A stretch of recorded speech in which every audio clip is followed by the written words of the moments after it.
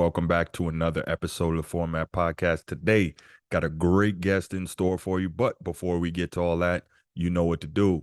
Please go ahead, click that subscribe, like, and hit that notification bell so that you can be notified when new episodes come out. If you want the audio-only version of the podcast, we're available anywhere you get your audio podcast. Just type in the Format Podcast. We should come right up. And if your audio podcast platform allows you to, please go ahead, give us that 5-star review, help us move up in the algorithm so we can find more sports fans and more sports fans can find us. Finally, if you love the show, please don't keep it to yourself. Go ahead and share it. And here we go. Let's make it happen. College football is not only in the air, it is here. So with college football on the way to weekend one, I've got a good friend joining me, and one of my favorite Twitter follows, one of my favorite podcast watches and listens, host of the Always Irish Notre Dame football podcast, John Kennedy. John, thanks so much for joining. What's going on, man? Bruce, it's always good to join you.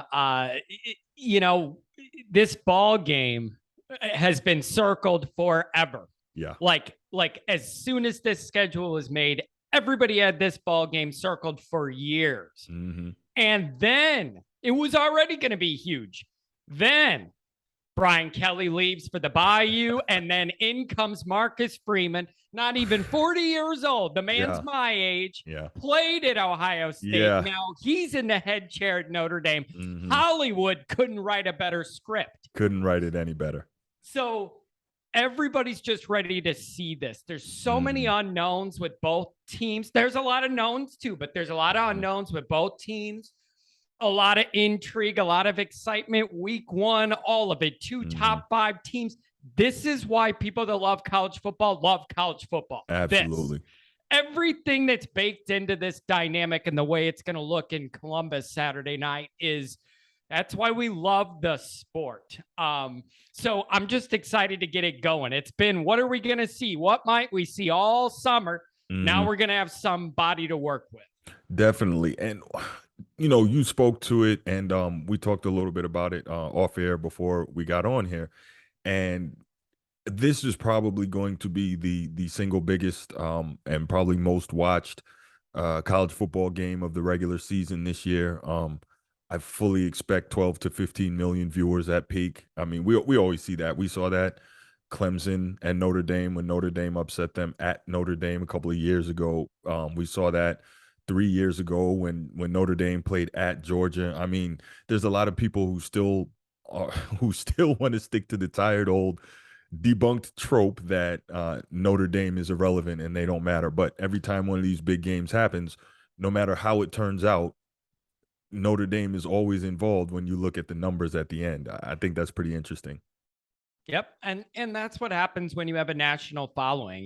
Notre Dame's one of the rare places where it isn't geographical. Notre Dame folks are spread out all over the country, all over the world. And that's where you see this come into play. I mean, Ohio State's fan base is outrageous as well. I mean, there's a lot of them. So, and you know what else I like about this, Bruce, I think is kind of cool. It's one thing if you're one of these big name programs and you're going to be, ballsy enough to schedule another big name program week one. That's already cool enough. I like the fact that it's the two of the Northern football historical powers doing it. I like the fact that it's these Midwestern, Northern iconic brands doing it. That just means a little something to me as a Midwest guy. And so I love that dynamic as well. But it's the way Notre Dame is, man. We're everywhere. You can't get away from us. We're everywhere. Every country, every state, you never know where you're going to turn around and find a Notre Dame person. So it's going to be exciting. And I got anxiety building by the minute.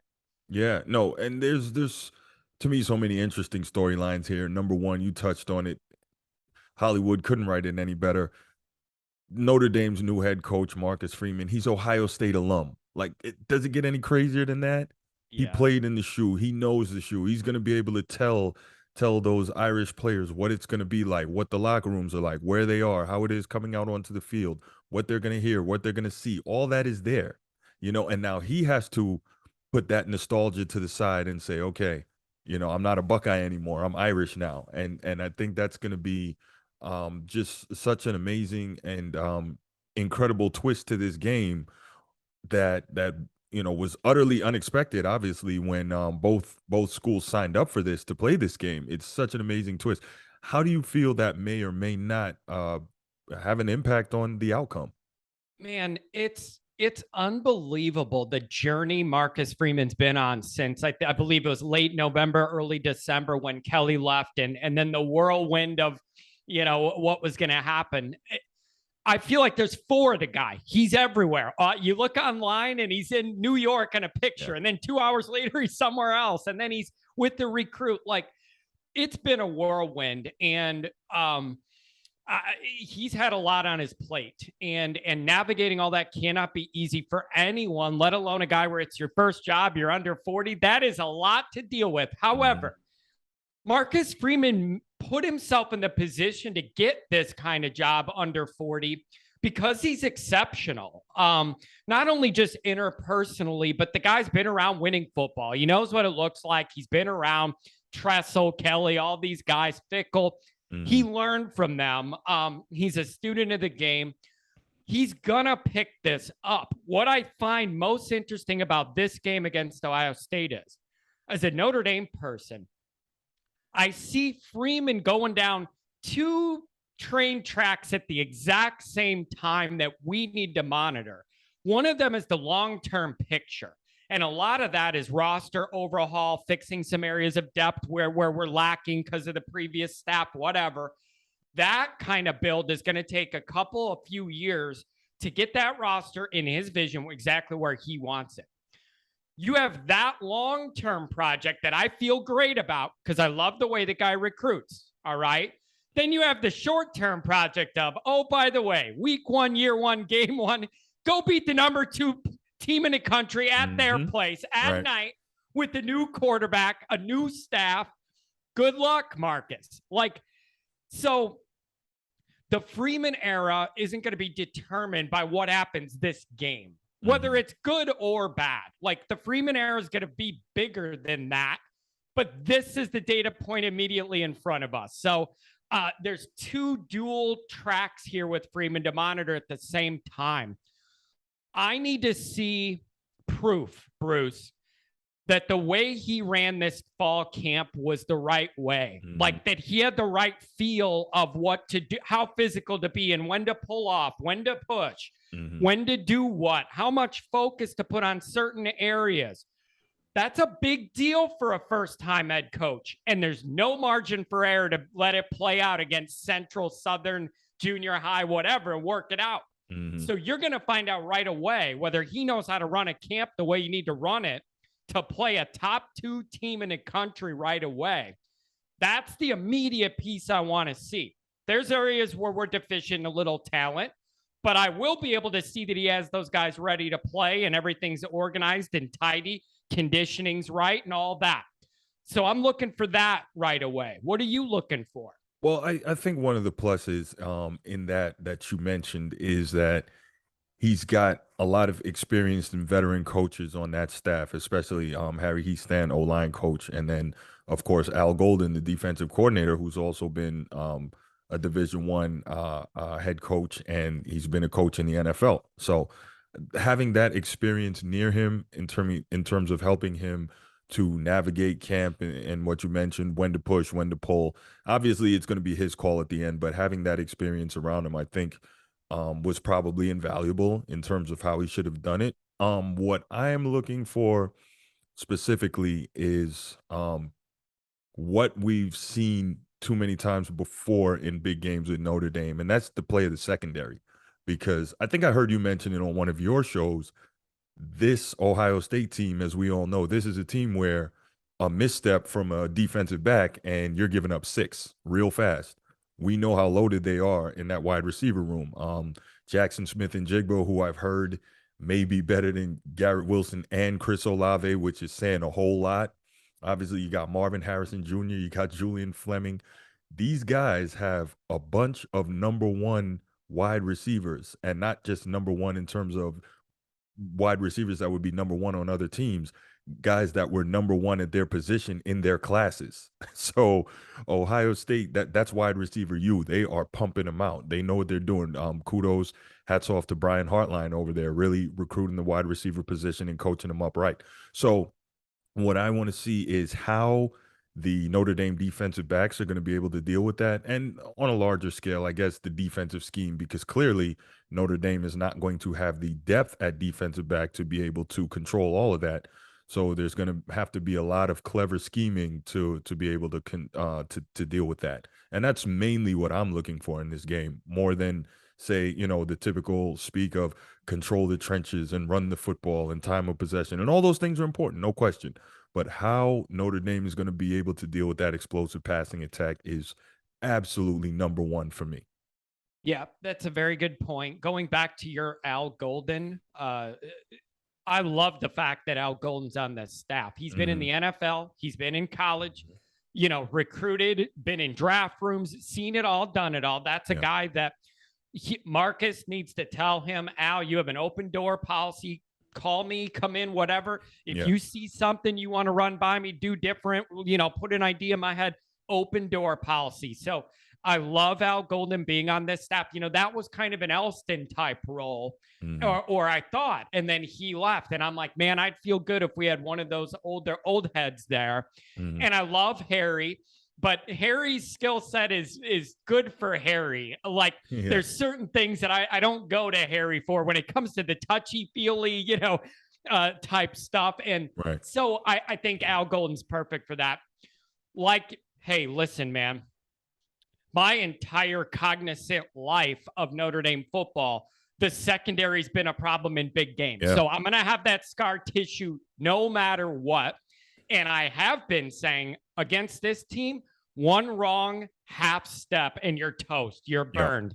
And Notre Dame can't afford that. So the secondary play is obviously important. So what you need there is the guys are expected to be elite have to be. Brandon Joseph, you're the leader back there. We need you to get everybody organized and make big plays. If Notre Dame's gonna perform well against that wide receiver group this week, that isn't enough. You need other guys to step up that aren't household names yet. Have somebody else in that secondary at the other safety position also making plays, right? Give me a young guy, Mickey in that secondary. Lewis, somebody step up, J.D. Brown, whoever it is. You're going to need other guys to contribute to put yourself in a position late in this game to be able to win it. Also, what goes along with that is, if you think you may be a little vulnerable in the back end, the best thing you could do is crank up that pressure on your line, and especially when that's probably the strength of your defense. Notre Dame feels really good about that front rotation, and the more pressure they can put on all of that up front, it makes it a little easier to contain on the back end. And that's very much the way Michigan beat Ohio State and made it to the playoff last year. Right. They bullied them up front on both sides, pushed them around, and ran it right to the playoffs. So it all connects. But Notre Dame secondary in big games, it's just always been a thing. And I'm never going to relax about it. And this game, week one, you're worried about a miscommunication. It makes you nervous, justifiably so.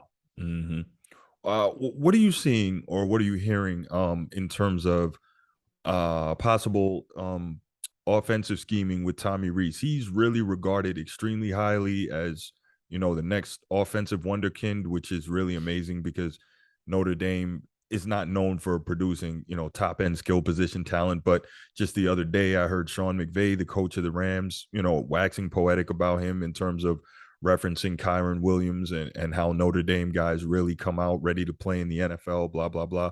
What are you hearing about possibly how Notre Dame offensively plans to attack Ohio State? I know that Tommy Reese has the advantage of knowing that this is a Jim Knowles defense, which, of course, Notre Dame saw in the Fiesta Bowl against Oklahoma State and had a lot of early success against them.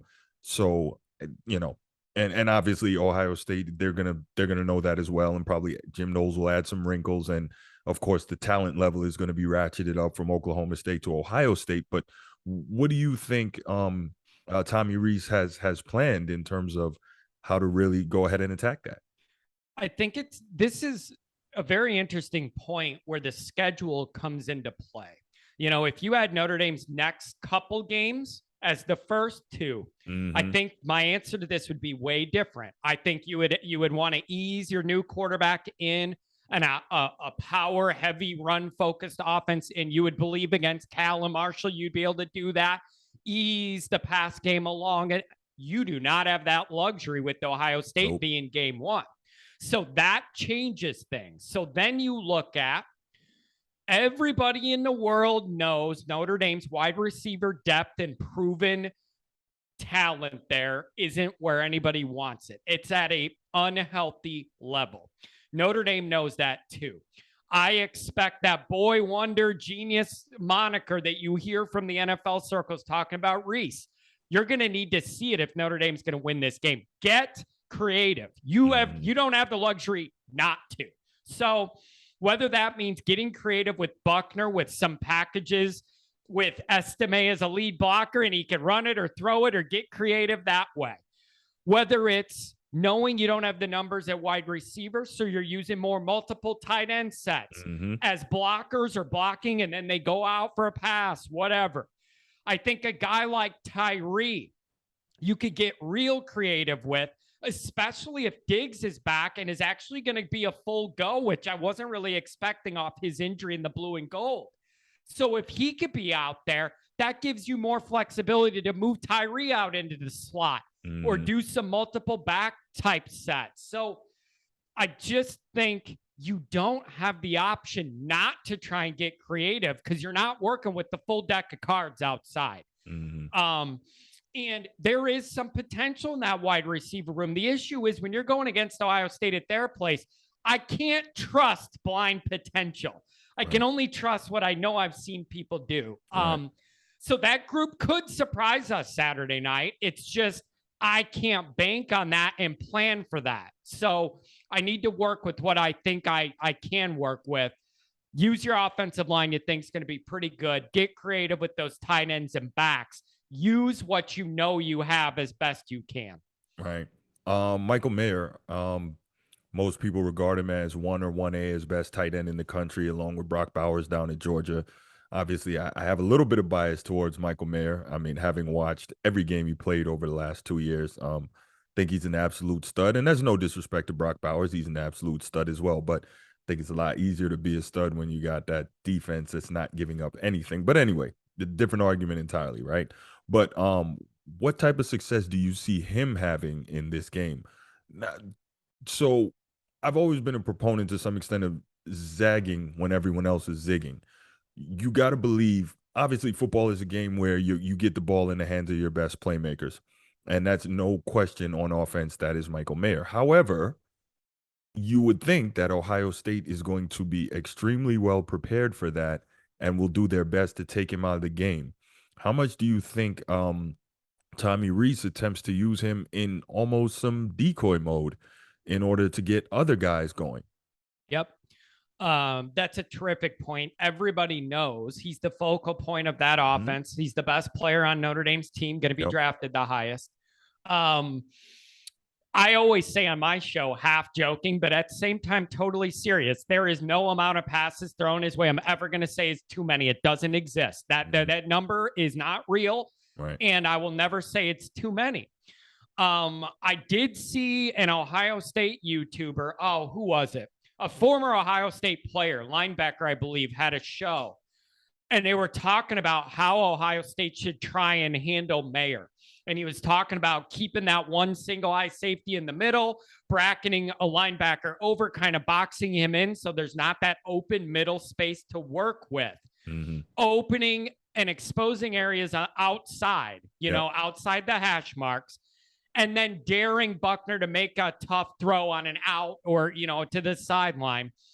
But they seem to think Knowles is going to do everything he can to make sure he's bracketed and is never over the middle without a guy on one side or the other.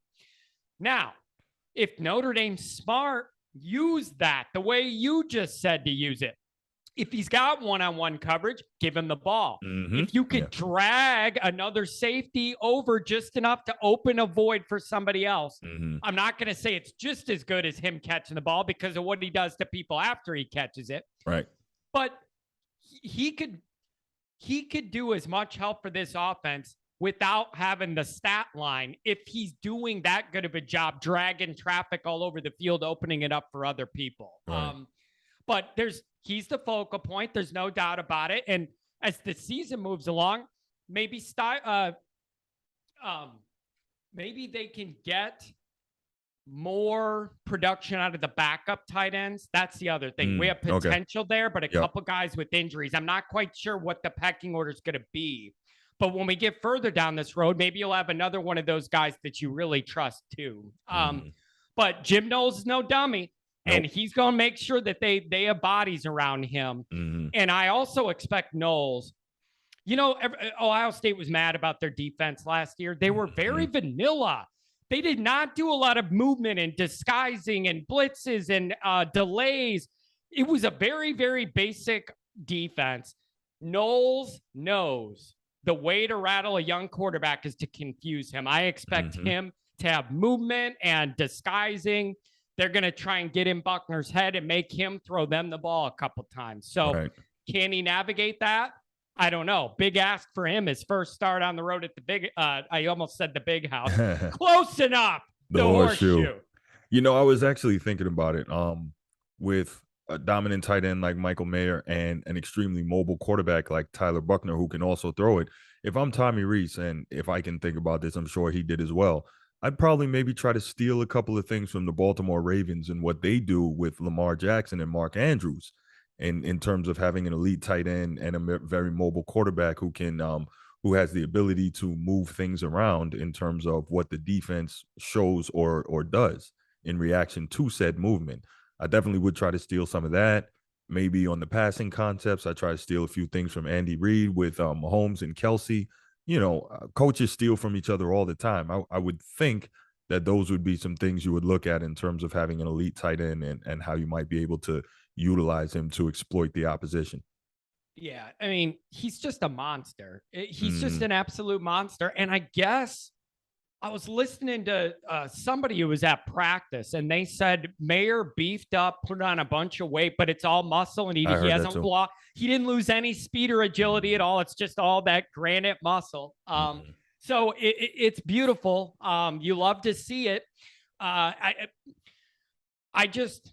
The thing with Buckner that makes me nervous is I think for Notre Dame to have a chance late in the game to pull this off against Ohio State, he's got to be dynamic with his legs. I think that has to be a part of this. I agree. But the risk with that is he's your starting quarterback. You can't run him out there to get his head knocked off. Right. You know, second quarter trying to get 2 extra yards against Ohio State. Right.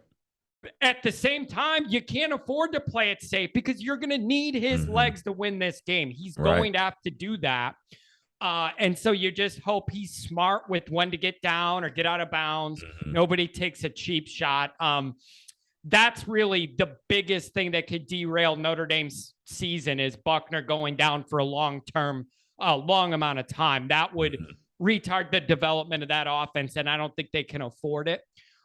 So that's interesting too. How much of the plan is going to be letting Buckner work with his legs? So another thing that I definitely was thinking about, and this is more reminiscent of the Brian Kelly era, in these big games, knowing the deficiencies at the skill positions, mainly the wideouts. Brian Kelly was very big on being physical up front, using the ball control, pounding the football. Now, Harry Hiestand is back, and we know that he's undoubtedly done an outstanding job with that offensive line. Got a lot of talent there, O-line U and all that. But I'm just thinking, you don't have a Kyron Williams or going back a couple of years, a Josh Adams. You don't have that guy who is a 25 carry pounded back necessarily available for this game. Chris Tyree is always a home run threat with elite speed, but he's not. I don't think you can put it in his belly 25, 30 times and say, take us to the promised land, much like Ohio State can with Travion Henderson. So what do you do in terms of the run game and, you know, possibly trying to slow things down a little bit, or when you need to be able to pick up 3rd and 2 on the ground. I'm kind of curious to see how that's going to play out. Any ideas on that? I think here's what I do like. Well, the running back room's interesting to me. I went into the blue and gold game feeling like that was a real strength, and I felt like we had a lot of depth there, and not only just depth, but guys with different skill sets that can all contribute. And then JD Price, the freshman, looked great at the blue and gold game. He was going to play a lot this year. He got hurt, and then Diggs got hurt. Then I didn't feel as good about that depth. Now it looks like Diggs is going to be back. So here's how I view this: is I think those are 3 different guys with three varying skill sets, and you could use them differently. It wouldn't surprise me if Estime ends up being that big body, short yardage, goal line, 3rd and 2, 4th and 1 type body. And then I think Tyree's more your speed guy and a guy you could flex out a little bit if you want to throw it to him. And then I think Diggs is kind of in the middle, can do a little of both. But I just think Estime has that body for the short yardages. And I think Tyree's the one you want to find a way to scheme him into space. So I think there's a good role here for all these guys. But how that's going to break down how many carries, I'm interested to see that too. Yeah. So I think, to put a bow on all this, it's just if you love Notre Dame football, this is the type of game that you live to see because Notre Dame gets these games. And then you say, however you feel about Brian Kelly, he did an outstanding job over the 10 plus years he was there in terms of getting Notre Dame to a point where they had as much talent as maybe many people believed that they could get to that point. And 2 college football playoff appearances, 5 straight 10-win seasons, really right there knocking at the door at that top of tier 2, but never able to get over the hump. These are the games that you have to win. These are the games you love to see. But at the end of the day, we know Ohio State is just absolutely loaded. They may be the most talented roster in the country, coming into the game ranked number 2 and favored by, I believe, 17. Do you think Notre Dame covers? And what do you see in terms of how this plays out? I know you've probably gone over this a million different ways in every way possible, but at the end of the day, we're at that point now. What do you see this being kind of at the end of it? Yeah, I mean, it's always tough when you're a Notre Dame guy the way I am, your head versus your heart, Yes. how you look at these. I'm doing predictions this year for the USA Today, their Notre Dame wing. And same thing. Wow. I'm sitting there looking at the math, trying to figure out how I'm going to pick this score. Here's what I think. I think long term, there's going to be a higher potential ceiling for Notre Dame under Marcus Freeman long term. That doesn't necessarily help them game 1, week 1, year 1. Right. So that is, there's a little dichotomy there. I think Notre Dame's going to come out ready to play in a way they weren't for these big games under Kelly. I think this is a different vibe under Freeman. They're excited to play for him. It's okay under Freeman to be emotional about football and everything's not a boring business trip, clock in, clock out. So I expect them to come ready to play. I also expect Notre Dame to be able to hold their own decently up front on both those lines. But what I see happening is I think Notre Dame's offense is going to have some times where they can put things together and look good, and they're going to have some struggles too. Week 1, year 1, new quarterback, night game, loud, all the talent they're going against. All those things are working against them. And I think Notre Dame hangs in there, but all that skill, talent, plus Stroud finds a way at home in the Columbus night to make those 2 to 3 plays that are just backbreakers and they end up winning. I think Notre Dame covers the spread. They don't embarrass themselves. But I just think they have the guys and the experience to make those 2 to 3 plays that Notre Dame's chasing and our offense just can't keep up. Do I want to be wrong? Yeah. But you're not asking what I want to happen. You're asking what I think's going to happen. Those are different questions. Yep. Now, there's a path for Notre Dame to do this. I'm not saying, I don't look at this like Alabama in the playoff. There's a path here. Mm-hmm. But Notre Dame's got to do everything really, really tidy. And if one little thing goes off, I think the plan unravels. So win both lines, play a clean game. Buckner plays not like a guy who's starting his first game. You catch a couple breaks, make a special teams play. I think Notre Dame needs some things to happen. There's a path, but they have to be very, very, very sharp week one to do it. There you have it. There you have it. John, thanks so much for taking time out. I know you're super busy getting into the season here, but I really appreciate it. You know, you and I will definitely be in touch throughout the season. We'll do this a few more times. And before you leave, tell the people where they can find you. For sure. So YouTube, just type in Always Irish, hit subscribe. I appreciate it. Twitter, search bar Always Irish or at Always Irish Inc. You could find me there. Audio, if you want to do audio only, you're on the road all day, we could do that. But go to the YouTube channel. There's a lot of good content. Some serious, some not so serious. You never know what you're gonna get out of my channel. So make sure you go over there and check it out. Now, Bruce, as I let you go, don't let all these SEC people hold you down south. I know you're down there and you're surrounded by them, man, and you're trying to keep your head above water here, it's holding painful, the Notre man. Dame fort. Yeah. Don't let them run you down, man. Notre Dame, listen, Notre Dame's going to be in really good shape under Freeman. Give him a little time to get things where he wants them. I think so. All right, John. Thanks a lot, man. Appreciate you taking Bruce. the time to join me. Enjoy the games this weekend, man. It's great to have football back. Yes, it is. All right. Take care, man.